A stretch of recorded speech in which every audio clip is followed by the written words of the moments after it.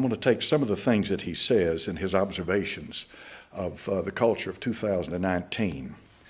The people of the earth, the rulers of the world, the kings and the queens, the princes, parliaments, and the Capitol Hill, like we've got a dog to fight. It'd be nice to have a government that worked, wouldn't it? But what we have up here on Capitol Hill, and so forth and so on, when men try to rule themselves, they have the hardest time in the world. They like to rule over other nations and over each other, but to try to rule themselves, it's hard to govern yourself. It's a hard thing. And when we have a governor of a state, like we do here in Tennessee, just elected a new one a few months back, down there in Nashville, what's his name? That's right, Lee. It's easy to remember. You remember the Confederate general? I doubt if he's any kin to him, but it's an easy name to remember, Lee. And you watch him as he governs the state of Tennessee to see how it works and see if he helps the state and see if he brings commerce into the state and see if he oversees the judicial system of the state and all of that, because the governor has an enormous responsibility. You have a senator and you have a representative, they go off to Washington, they don't govern anything. They're called lawmakers, and they sit up there and they debate and they play political games of chess, and that's exactly what you have. And this is exactly what's going on right now in Washington, D.C.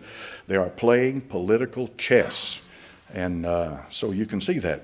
But here's what this man said. Listen carefully, smart man. Listen carefully. Humanity has been colonized by a satanic cult, the Sabbatean Frankists, later called the Illuminati. They were mostly Jews, but they recruited opportunistic second-rate Gentiles. He puts Freemasons in parentheses, who knew they couldn't get ahead without selling their soul. And many of Hollywood's elite have confessed to selling their soul for advancement. This Gentile leadership class was chosen from the ranks of criminals, Satanists, and pedophiles in order to control them using blackmail. Now, is his observation right? Is he pretty right on? I think he is. I think he is. The Illuminati wish to enslave humanity mentally, if not physically, and force it to serve the Illuminati leaders. Are they enslaving humanity? They achieve this, now listen carefully, they achieve this incredible power by devising a banking system where they produce the means of exchange, currency, credit, in the form of interest-bearing debt to themselves.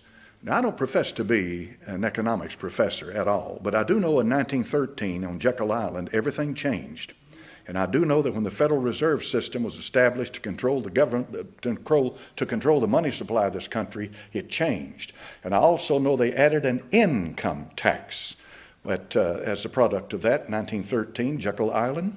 I've learned a little bit about fractional banking. How many of you know what that is? Fractional banking is when a bank may have on hand $500 million, $1 billion, $2 billion, but it can loan out $7, $8, $10, $12 billion. It only has to have on hand X number of dollars. That's called fractional banking. In other words, if they had a run on the bank, they could not give the depositors their money back. Now, here's the top of that. They can print money. The Federal Reserve controls the printing of money. And then they turn around and take money that has been printed and created out of thin air, and they loan it to people, and they charge interest on it. This is what's going on right here. This is exactly what's happening.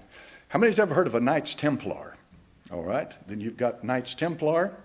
There was pilgrimages to the Holy Land. People would leave their country and they would travel to the Holy Land. They would need to be able to buy and sell, money, exchange.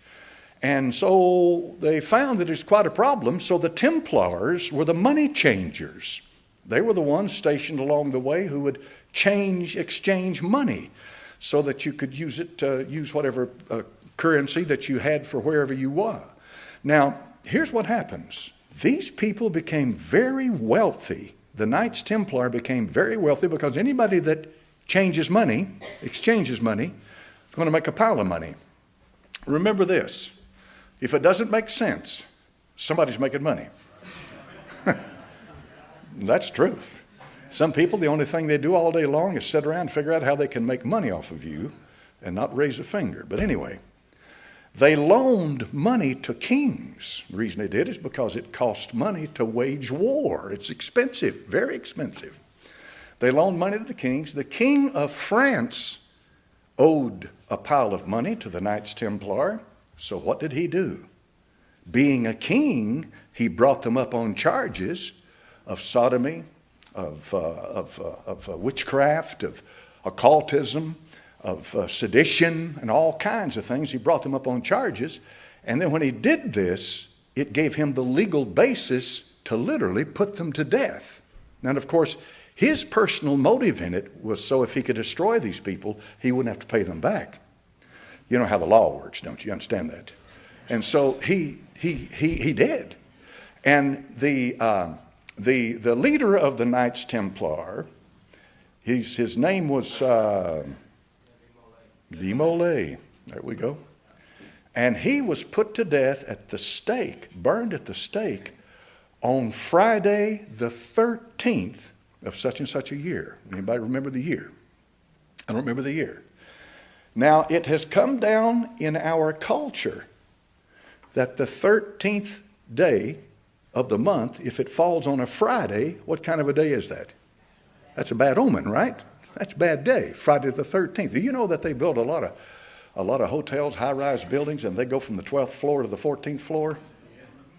That's why they have that little evergreen when they build. You ever seen the evergreen on top of a building?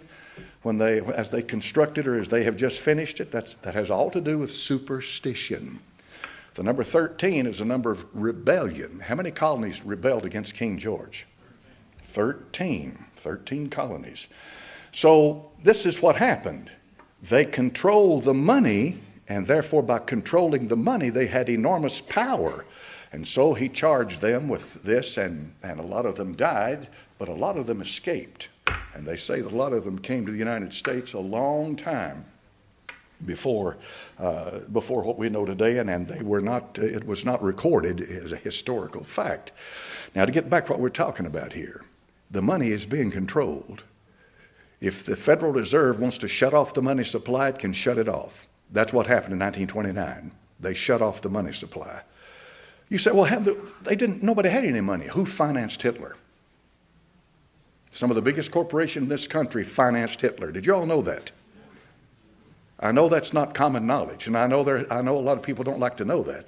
Ford Motor Company financed Hitler, along with other major. Now, this, of course, is when Hitler was put on the Man of the Year on Time magazine, or which one was it that published him, showed Hitler and the Nazi Party. But this was back in the early 30s. This was when the Nazi Party was building Germany, before it became the executioner of all the Jews. And so Hitler was a hero. He was somebody to emulate. So they put his face on Time magazine. He was the Man of the Year, Adolf Hitler. That's fact.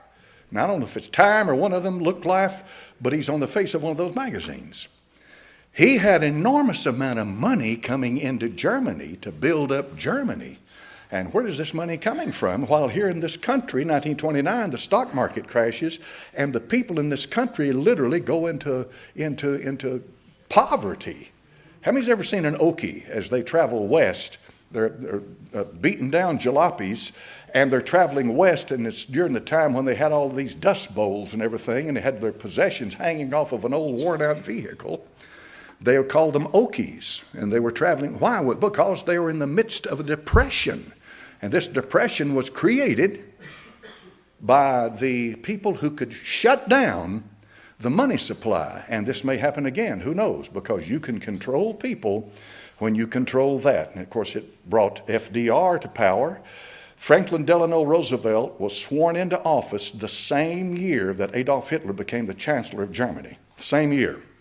It's interesting to watch the parallel between the two men as to how they developed the country. Now, of course, Franklin Delano Roosevelt introduced the New Deal, and he's trying to get this country out of